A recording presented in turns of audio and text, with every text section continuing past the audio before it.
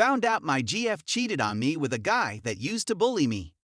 So I suppose I should start by saying that I've been passionately in love with my girlfriend for the last 3 years since we first met. We met on Tinder, and as far as I know, we were really happy together the whole time. This is all very strange, made more worse by the fact that she constantly suggesting to me that she wants me to marry her. Almost every month, she will remark something to the effect of "my grandfather continues wondering when you're going to propose," in an eager tone. It's really screwed with my brain because it's really baffled me. If it were any other case, I would just walk away after learning what occurred. But I get the impression that she really loves me and that it was a mistake. I just discovered that she cheated on me 2 years ago with someone who was virtually a bully to me in high school. I just discovered out when I looked through her phone and saw communications between them. He had been bothering her for a long time, sending pictures and videos, right up until last month. It perplexes me why she didn't just block him. I looked over their chat history and discovered that they were online for at least a month 2 years ago. About a year into our relationship, she went to his place, and they had definitely on more than one time. There were texts from her about how fantastic it was and how kind he is. This is obviously devastating for me, and it will almost certainly mean the end of our relationship.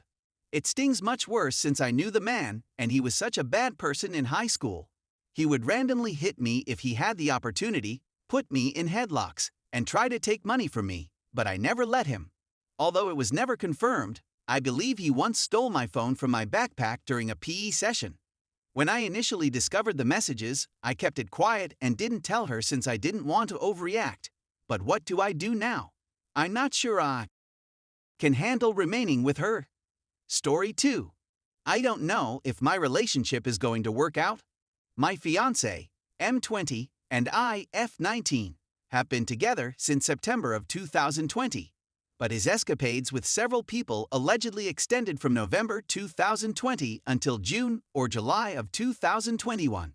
It had ended, I use quotes since he has provided no evidence of any of this, around that time, but he had not blocked or cut them off until about August or September of 2021.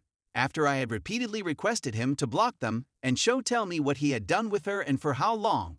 And that was just the one guy I had discovered on his Discord. He hasn't mentioned anything about the others, and I'm hesitant to bring it up. When I question about his affairs and his activity on dating and chatting websites, he uses the excuses "I don't do it anymore, I haven't done it in a while, you already have the passwords to all of my things, and I've already told you." For the record, he has taken no initiative to show me what he did or why he did it. I had to either nag him about it until he gave me information, which irritated him, or I would look for it myself on his accounts and stuff, which irritated him, or it would be through this couples therapy app we downloaded. Even when he provided me information, I discovered that he leaves a lot out and doesn't tell me the whole story/truth, and he's lied about a lot of little matters under the excuse of forgetting and blocking it out. I want to trust him, but I'm not sure I should. He also claims to be overwhelmed with guilt and humiliation, which he claims is too much for him to bear right now. When I initially questioned him, he denied everything and even attempted to persuade me that someone had hacked him and that it wasn't him on his account.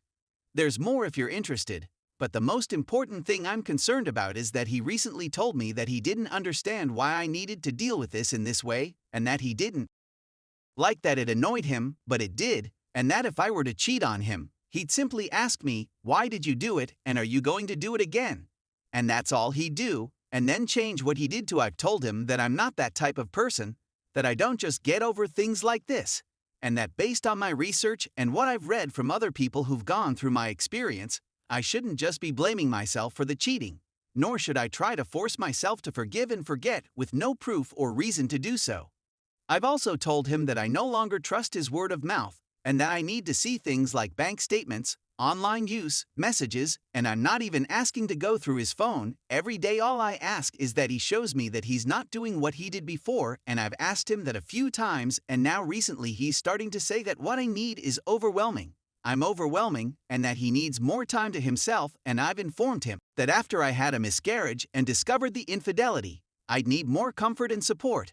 And he still tells me that he doesn't have the mental capacity, and why can't you help yourself? When I attempt to bring up his infidelity, he brings up my alcohol addiction, and he has suggested that my drinking was the cause for his cheating. He also claims to be overwhelmed with guilt and humiliation, which he claims is too much for him to bear right now. When I initially questioned him, he denied everything and even attempted to persuade me that someone had hacked him and that it wasn't him on his account.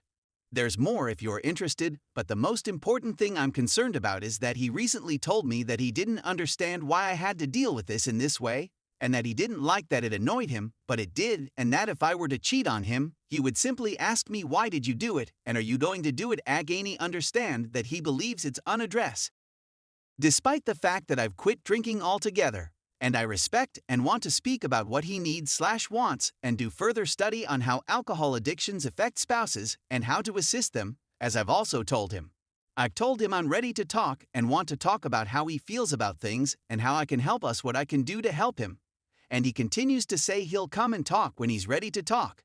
But he never comes to talk to me about anything except recently, when he brought up an insecurity that he thought he might not be in love anymore, and then told me a couple days later that it was a manic episode, and that he is always telling me that he wants to mend things, speak about things, and just have a good relationship.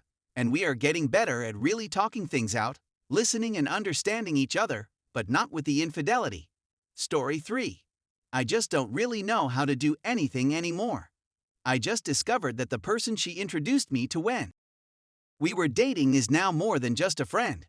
I just asked them to respect my limits. Please let me some time. It's difficult not to notice the two of them. It's a little community.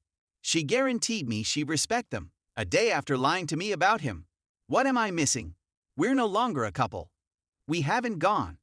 Why does she continue to give half-truths? She'll tell me she likes him, but then lie when I ask about other things. How do some individuals become sociopathic? The saddest thing is that I know I'm simply another person she is over. She didn't care about me. She doesn't have any. She didn't give a damn. It's a cycle for her, and I was just enough to be caught up in it. I shouldn't be feeling this horrible. She's one of the worst people I've ever met. But I can't help but assume she'll change after this, which is just not fair. She does not get to be a nice person because she learned from me, pushed me aside, and left me in the dust. I despise her more than anything else, and it gives me a little amount of joy to imagine her dead. I just want to destroy her as she damaged me. But I can't because I'm not a human being like she is. I'm not sure how long it will take. I have faith. Tonight, I went on a date. It was a pleasant diversion. They are fond of me. I'm afraid of being loved again. I'm afraid to trust. I feel like I'm over-communicating with folks I've just met because I'm afraid of having my boundaries broken. I'm really sensitive now, and I'm terrified of bursting into tears in public.